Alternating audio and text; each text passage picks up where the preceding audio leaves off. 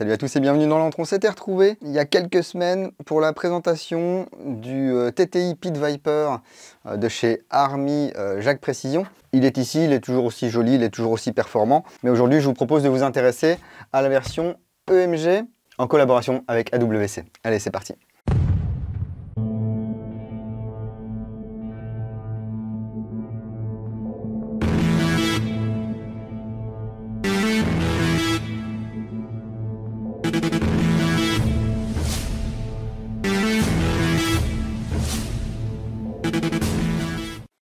Il s'agit donc d'un modèle licencié par EMG International, E-Bike Manufacturing Group, en collaboration avec AW Custom. Et c'est une réplique qui ne court pas forcément les rues, voilà, c'est beaucoup hors stock parce qu'elle est victime de son succès. On peut la trouver sur certains sites asiatiques aux alentours des 210 $. Elle était présente aussi sur certaines boutiques en France aux environs des 220 €.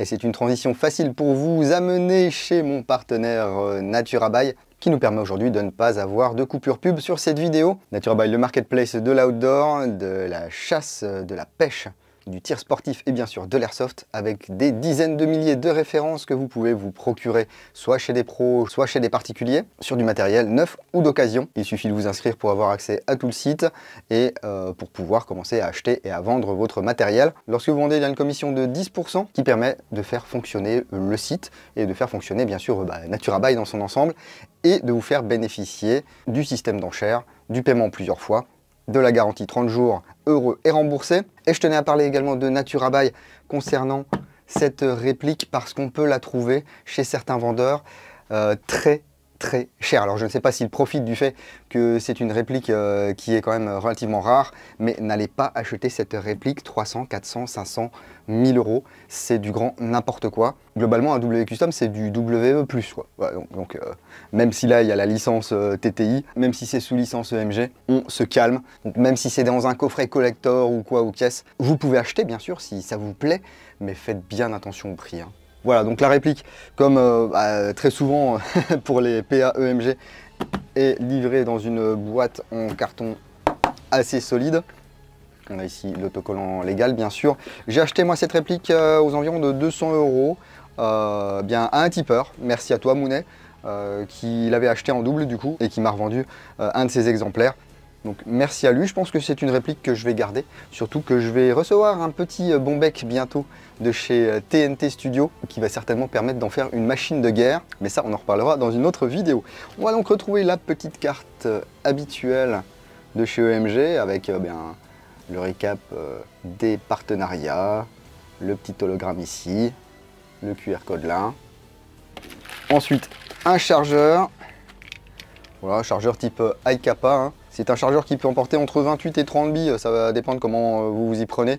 Bon, essayez d'en mettre 28, parce que sinon ça peut ici faire une résistance. Et quand vous mettez votre chargeur, ça peut plier la petite pièce là qui vient chambrer les billes. Donc c'est un chargeur à gaz pour une réplique à gaz. On va passer par ici pour remplir le chargeur en gaz. Alors attention à vos bouteilles, ça sera peut-être parfois un peu compliqué de mettre du gaz correctement dans cette réplique. On voit ici le logo Taran Tactical Innovations sur le talon de chargeur, le talon qui est en alu. C'est un joli chargeur, ici voilà, avec le gaz route rouge, hein. Signature AWC. Alors sur les sites étrangers, les chargeurs supplémentaires sont aux environs de 47 $ US. Normalement, la réplique est compatible avec les chargeurs Tokyo Marui, avec les chargeurs WE bien sûr, et vraisemblablement à peu près toutes les copies de chargeurs de iCappa Tokyo Marui qui existent. On regardera ça un petit peu plus tard. Et puis bien sûr, ces boîtes sont toujours très dépouillées, hein, chez EMG. On va retrouver ici une petite clé Allen, et puis la réplique qui est dans un sachet plastique et que nous allons détailler tout de suite. Donc voici la bête, 1050 grammes, 250 mm de long. Donc c'est un beau morceau, mais bon en gros c'est une base 2011, donc le vrai est en 9 mm avec des chargeurs à double pile imbriquée. La prise en main est très chouette, c'est du iCappa. Moi il y a ça qui peut me gêner un petit peu, mais bon c'est parce que j'ai une prise en main assez haute et du coup j'aimerais bien que mon pouce vienne directement à plat. Mais ça va dépendre de votre prise en main bien sûr. Qu'est-ce qu'elle est belle! Et je vais faire des parallèles bien sûr avec le modèle Army dans cette vidéo, parce que j'ai la chance d'avoir les deux ici en attendant que celle-ci parte rejoindre un tipeur qui a gagné par tirage au sort cette réplique. Si on les pose l'un à côté de l'autre comme ça, on voit qu'il y a des différences, mais on voit que celui-ci, au niveau de la finition, c'est peut-être un petit peu plus léché, un petit peu plus qualitatif, bien que ça va être vraiment une histoire de perception de votre part. Déjà au niveau des marquages, ici ils sont un petit peu moins marqués. C'est gravure laser, hein, comme sur le modèle Army. On va retrouver ici tous les marquages qui vont bien. Moi je préfère quand c'est discret comme ça. Voilà. On va retrouver ici un marquage TTI sur l'extension du puits de chargeur. Donc ici on en avait parlé tout à l'heure, hein. Voilà, de chaque côté. On va retrouver ici le logo TTI, le numéro de série, EMG, etc. Un logo TTI ici sur le bouton d'éjection du chargeur. Bouton qui est assez massif, hein, comme d'hab, et qu'on va pouvoir dévisser. Voilà, ça c'est une constante. Alors là, il y a un petit molletage dessus. Voilà, qu'il n'y a pas sur le modèle Army. On retrouve ici le marquage du calibre réel 9 mm sur le canon externe, qui est couleur cuivre bronzé et qui est un peu moins pétante que sur la version Army. Pareil, la glissière est un petit peu plus terne, on va dire, sur la version AWC, sur la version EMG, mais on retrouve quand même ici toute cette partie là qui est polie, avec les stries de préhension à l'avant, à l'arrière. Le faux stippling ici est également différent, donc on voit ici que ça suit un petit peu une forme je sais pas, de grippe de doigt, alors que ici c'est plutôt droit. Mais sur le modèle Army, le grip est du coup un petit peu plus large. On voit qu'ici il y a deux vis, ici il n'y en a qu'une. Voilà. Le pontet ici, la queue de détente qui est couleur un petit peu chromée comme sur le vrai, alors que sur le modèle Army, ici on avait une queue de détente noire. Un marteau squelette couleur un peu cuivre. La sûreté ambidextre ici, voilà, sûreté de pouce. Et puis bien sûr, ici, la queue de castor qui agit également en tant que sûreté. Si je ne l'actionne pas, voilà, je ne peux pas tirer. On retrouve également cette espèce de faux stippling à l'arrière ici. À l'avant, ça fait vraiment tout le tour. Alors qu'ici, à l'arrière, on avait une surface un petit peu molletée. L'intégration du chargeur se fait un petit peu mieux sur le modèle EMG que sur le modèle Army. Est-ce que si on essaye d'échanger les chargeurs, ouais. En tout cas, bon là j'ai plus de gaz, mais les chargeurs sont interchangeables. Attention néanmoins, vous voyez, il y a une petite différence au niveau des valves de percussion. Donc en fonction de l'architecture, parce que c'est pas forcément toujours de la copie 100% Tokyo Marui. Donc avec certains chargeurs, ça peut mieux fonctionner qu'avec d'autres. Moi, je vous conseille toujours de garder les chargeurs de la même marque, sauf si vous avez vraiment beaucoup de chargeurs chez vous, que vous n'avez pas envie d'en racheter, et puis que vous trouvez des chargeurs chez vous, bien sûr, qui fonctionnent avec votre réplique. Donc ici, on voit également la différence au niveau des extensions de puits de chargeur. Voilà, beaucoup plus imposante sur le modèle EMG. Les marquages ici, voilà, qu'on avait loupé tout à l'heure, qui sont un peu moins creusés ou un peu moins visibles que sur le modèle Army. Et on retrouve bien sûr le rail inférieur ici, alors pareil, qui est un peu moins imposant, on va dire, que sur le modèle Army. Mais est-ce qu'on va pouvoir faire glisser une Surefire dessus? C'est toujours la question que je me pose. Yes, ok, donc pas de souci pour les lampes qui se glissent. Et on va retrouver ici, voilà, un compensateur qui est taraudé, 11 mm horaire. Donc le compensateur ici qui est fixé au canon. Je crois que le canon est biseauté ici. Donc, très très joli, regardez les pores ici sur la glissière. C'est très très chouette. Ça permet d'avoir un canon qui est fixe ou quasi fixe, et donc une bonne stabilité. Par contre ici au niveau du compensateur, vous voyez, ils ont fait un passage ou quoi, justement pour intégrer le taraudage à l'intérieur, alors qu'ici eh bien, on voit que c'est creux sur le modèle Army, mais ils ont mis un canon quand même plus long. Donc bah, on va dire que ce soit l'un ou l'autre, c'est autant disgracieux. Moi j'aime bien quand ça dépasse pas. Au niveau des organes de visée par contre, je trouve que l'Army s'en sort mieux. Parce que ici vous voyez on a un guidon qui est relativement low profile. Avec sa petite fibre optique là, et qui est assez long. Ce qu'on retrouve sur les photos du vrai Pit Viper. Alors que là on va retrouver quelque chose d'un poil plus court et d'un peu plus haut. Alors qu'on a toujours ici la hausse réglable. Et sans le marquage TTI, alors que là on a le marquage TTI sur le modèle Army. C'est rigolo ça. Donc la visée, elle se fait bien hein, franchement. Ah, autre marquage TTI ici sur la glissière. Le cycle, c'est du bonheur les gars. Il n'y a pas un point dur ni rien du tout. Ici c'est pareil. Ouais, c'est un peu plus doux sur le MG que sur l'Army, mais globalement c'est du velours. Au niveau du remplissage du chargeur en gaz et en billes, eh bien c'est plus facile ici sur le modèle Army, parce que vous voyez ils ont fait vraiment un couloir là qui est assez large dès le départ, alors que là sur le modèle EMG, eh bien on a vraiment que cette partie là qui est bien ouverte, donc il va falloir mettre son baby loader là et faire descendre les billes. Bon ça c'est pas très grave. Et au niveau du remplissage ici, donc vous voyez ici modèle Army, on a de la place. EMG ils ont voulu faire un truc un petit peu low profile, peut-être pour utiliser en propre voilà, sur les films. Par contre moi avec ma bouteille ici, hop, et ça passe pas. Voilà, cette partie là, elle est trop large. Donc soit j'utilise une autre bouteille avec un nozzle qui est plus fin, ou soit j'utilise ici une extension. C'est une extension en plastique Airsoft Innovations que j'avais eu à l'époque avec des Tornados. Et là, hop, on fait le plein en gaz. Sur le 2 ou 3 premiers remplissages, vous n'aurez peut-être pas une autonomie maximale. Il faut le temps que voilà, il y a l'air qui s'expulse, il y a le gaz sous forme liquide qui prend sa place. Il faut que ça fasse un équilibre entre les deux. Donc ici, au niveau du kick, c'est très sec.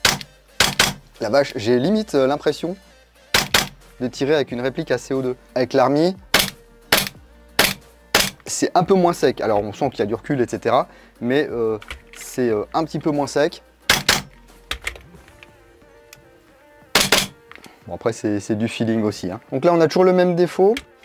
Alors qu'on n'a pas sur l'Army, mais ça c'est pareil, c'est du détail. Quand je le pose ici de ce côté, hop, ça ne va pas déclencher mon bouton. Alors que ceci, on l'avait déjà vu ça sur un Combat Master il me semble. Hein. Ici ça va avoir tendance, justement, vous voyez, à déverrouiller le chargeur. Donc attention que ce soit lorsque vous posez votre réplique ou lorsque vous l'avez au holster, à ne pas, par inadvertance, éjecter votre chargeur. Hein. On peut voir également qu'il y a une différence dans la taille des compensateurs. Voilà, entre l'EMG ici au premier plan et le Army. Je ne sais pas s'ils travaillent sur plan ou si TTI leur envoie un exemplaire ou quoi ou qu'est-ce. Ou sinon ils travaillent peut-être juste avec des photos du site de Taran Tactical. Mais il y a quand même quelques petites différences de design ici et là.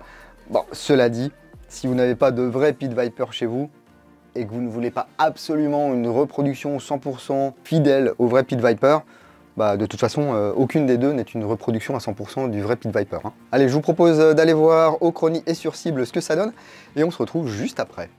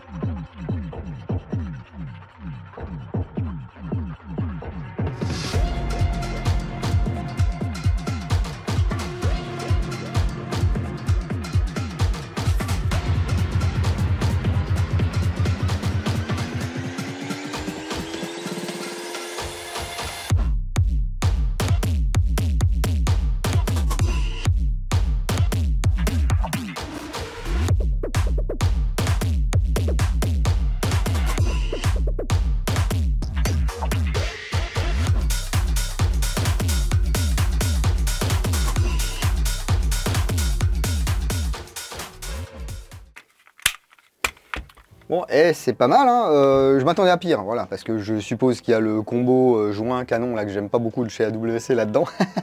Mais là pour le coup ça fonctionne pas trop mal. On peut voir qu'il y a eu pas mal d'écart sur mon chargeur parce que c'était un des premiers chargeurs que je tirais. Du coup ça me permet de vous montrer un petit peu ce que ça fait sur les premiers chargeurs. Ensuite on peut avoir vraiment une autonomie. Voilà, j'ai pu tirer en faisant mes tests de tir à peu près 2 chargeurs et demi.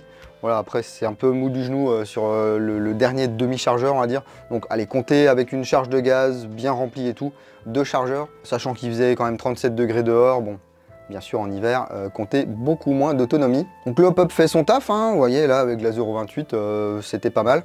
On peut même enchaîner les tirs à 5 mètres et à 10 mètres. Avec la fibre optique, là c'est vraiment très sympa, on aligne la fibre et puis hop, c'est parti. Au fur et à mesure que le joint va se roder, vous aurez de meilleures performances bien sûr, et puis vous pourrez le changer parce que c'est un joint type VSR10, on va regarder ça dans quelques instants. Mais il faudra faire attention à ce que votre bourrelet passe bien dans la fenêtre du canon. Donc pour le démontage, donc comme d'hab, ici on va venir aligner cette petite demi-lune avec cette partie-là. On pousse, alors parfois, voilà, il faut passer le cran. On enlève l'arritoire de glissière, hop, on envoie tout vers l'avant. Ici, bon bah, on voit que ça correspond un petit peu à un Kappa Tokyo Marui. Il y a certainement quelques petites différences, je laisse aux experts de la mécanique nous éclairer sur ce sujet. Donc ici l'interne, donc on voit le nozzle ici, hein, nozzle cylindre en rouge.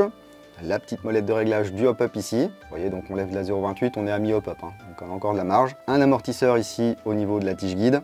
Aussi, tige guide, ressort récupérateur. Et on voit qu'on a un système ici avec des toutes petites vis BTR sans tête là, qu'il faudra dévisser pour séparer la tige guide en deux. Sinon on ne pourra pas sortir le canon et tout le bazar. Ouais, c'est du 1 mm et demi. Parfois c'est moins standard, c'est du 1,27 ou du 0,89. Donc là on est tranquille. Hop, une vis. Y en a-t-il une deuxième? Ah non, il n'y en a qu'une. Voilà, il n'y en a qu'une, contrairement hop là, au modèle Army. Au remontage, on fera bien attention à repositionner le biseau comme il faut. Tiens, cette pièce est en plastique, c'est rigolo, hein, le housing là, de la tige guide. Ensuite, normalement, on va pouvoir sortir, voilà, l'ensemble. Canon interne, externe, hop-up, compensateur, etc. Donc ici, on voit que ça revient pas très bien. Enfin, ça frotte un peu, je pense, hein. Là, on a un faux percuteur. Et donc ici, l'ensemble canon interne, externe et compensateur. Alors ça sort tout seul. Voilà, on a un canon noir mais assez lourd. Le bloc hop-up ici, qu'on va pouvoir séparer en deux. Une petite vis. Donc il y a du frein filet, moi je dirais léger ou moyen dessus. Voilà, deuxième vis, on peut le séparer, voilà.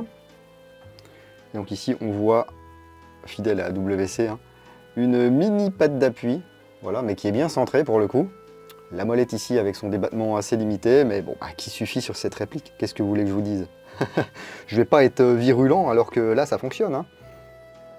Et puis le joint, bien sûr, et la fenêtre. La fenêtre qui est très étroite ici. Et le joint avec son bourrelet assez étroit et assez long. C'est un bourrelet rectangulaire. Le canon mesure 102 mm et au niveau de son diamètre, voyons voir ça.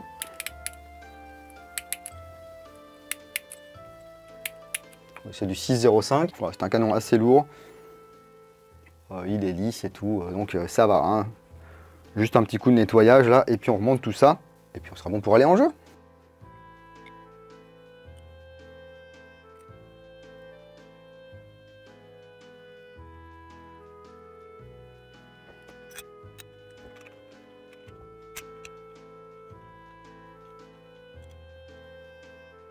Ah bah, du coup il y a un détrompeur, vous voyez, ici on ne peut pas enfiler ça par l'arrière. Il y a un profil avec deux plats. On le met par l'avant et comme ça c'est bien aligné. Ah, c'est bien pensé ça.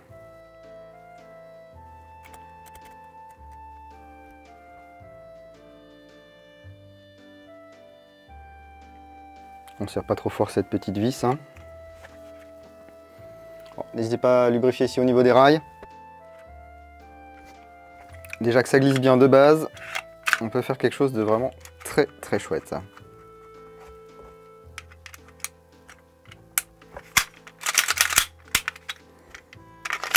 Et voilà pour ce TTI Pit Viper de chez EMG, assemblé par AW Custom, donc aux alentours de 210 $ US lorsque c'est dispo à l'étranger, 220 € minimum pour nous en France, ce qui reste assez bien, je veux dire, 10 € ou 10 $ d'écart, c'est quand même très très chouette, mais c'est souvent hors stock, victime de son succès. Donc on a des finitions qui sont très chouettes, alors un faux stippling certes, mais qui est très bien, qui râpe un peu, c'est chouette. Que je préfère moi à celui de chez Army qui est un petit peu plus grossier mais qui est très bien également. Franchement, on m'a posé la question plusieurs fois, Army ou AWC, JAG ou EMG, ce sont deux excellentes répliques de jeu.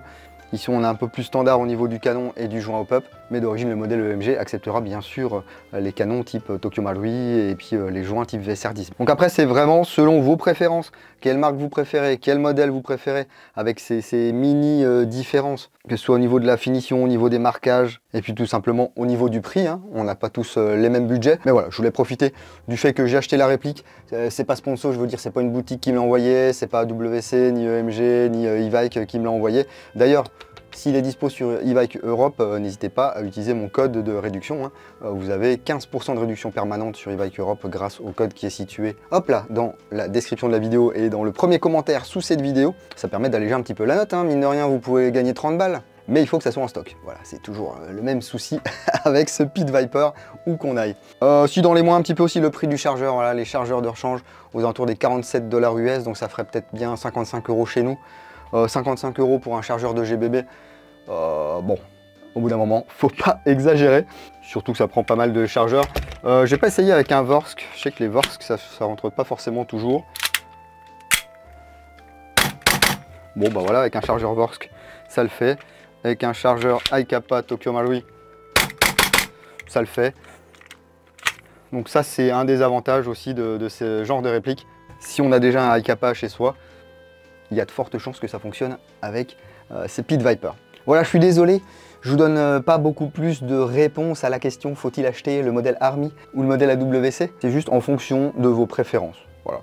Et du coup, n'hésitez pas à vous exprimer dans l'espace commentaire de cette vidéo pour me dire si vous avez le modèle Army, si vous avez le modèle EMG, si vous avez les deux, parce qu'il y a des collectionneurs aussi, hein, il y a des passionnés de répliques TTI, il y a des passionnés de John Wick, donc n'hésitez pas à me dire lequel vous préférez. Ou si vous ne préférez aucun des deux, pourquoi vous les aimez tous les deux? Est-ce que vous avez eu des soucis avec votre Pit Viper EMG? Est-ce que ça se passe bien avec? Voilà, dites-nous tout. C'est un espace de partage. Et pour les gens qui lisent les commentaires, eh bien c'est une bonne source d'information parfois. Voilà, merci d'ailleurs à tous ceux qui font des commentaires structurés, constructifs et tout. C'est vraiment très très cool de votre part. Bon, en tout cas, si vous avez aimé cette vidéo, n'hésitez pas à mettre le petit pouce qui va bien, hein, le pouce en l'air, le pouce vers le bas si vous voulez, et puis à commenter et partager cette vidéo. Toutes les interactions sont importantes, ça permet de mettre la vidéo en valeur, et puis de la mettre éventuellement en suggestion aux personnes qui ne sont pas abonnées. Et d'ailleurs, si vous n'êtes pas abonné, comment ça se fait? N'hésitez pas à le faire, voilà. Le petit Dingo Famas vous y enjoint. Voilà, et puis vous pouvez même cliquer sur la petite cloche si vous voulez des notifications. Mais bon, je sais qu'il y a de plus en plus de notifs un peu partout sur nos téléphones, nos ordis et tout. Donc le meilleur moyen de ne rien louper de ce qui se passe dans l'antre, c'est de me suivre régulièrement sur Facebook, sur Instagram, sur Twitch et puis bien sûr sur www.l'antredudingo.com. Merci à tous ceux qui soutiennent l'antre, que ce soit au travers justement des liens affiliés, au travers de Tipeee. Voici tous les tipeurs de septembre. Merci à vous les gars. Grâce à vous, on va bientôt pouvoir s'intéresser à l'AK12 double belle. Et cet AK12 sera bien sûr tiré au sort et envoyé à un tipeur. Merci encore une fois à Naturabail pour leur soutien. Et puis le plus important, bien sûr, prenez soin de vous.